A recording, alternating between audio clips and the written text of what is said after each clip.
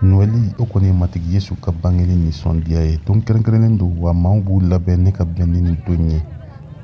Josephine Somboro an y'ale sɔrɔ Bankasi dugu kɔnɔna na a b'a ka labɛnw ɲɛfɔ an ye. Ne ye fini kalan, ne ye samara san, wa an bɛ ka n kunkolo fana dilan kɔnɔ. Noël Fongoro ale ka baara bɛnnen don kunkolo dilan de ma. Ni nati gansan don bɛ se ka mɔgɔ 3 ɲɔgɔn ta dege mais a bɛ jouer ɲɛ kan. Walasa Noël don maaw ka se ka pari kɛ ɲɛ maa minnu jɔyɔrɔ ka bon a ko in kɔnɔna na o kɔni ye tailleur ye. Haruna Jibo an y'ale sɔrɔ a ka fini kalanyɔrɔ la.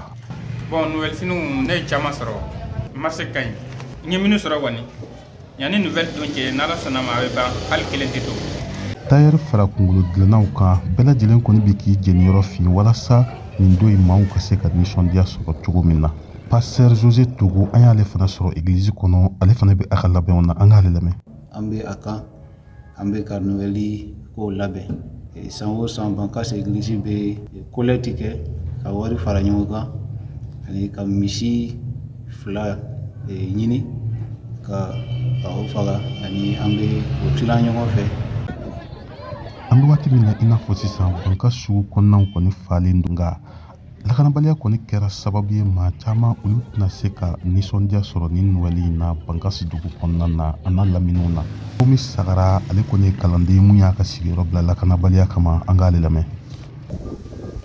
San tɔw la kɔni n bɛ ka Noël fêter ka ɲɛ mais ɲinɛta kɔni o se t'anw ye parce que kɛlɛ kama an ma Noël fɛkɛ sɔrɔ ka fɛn ka ɲɛ parce que wari t'an bolo. Diinɛw ni ɲɔgɔn cɛ sigida kɔnɔna na a bɛ cogo di? Sulemani Sagara ale kɔni ye silamɛ tɔn diinɛ ɲɛmɔgɔ dɔ ye Bankasi an k'ale lamɛn.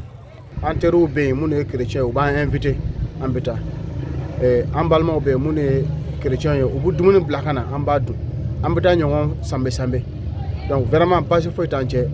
Chrétien fara silamɛ kan bɛɛ lajɛlen ka dugawu de san wɛrɛ Noël kana sɔrɔ basigi o kɔni seginna.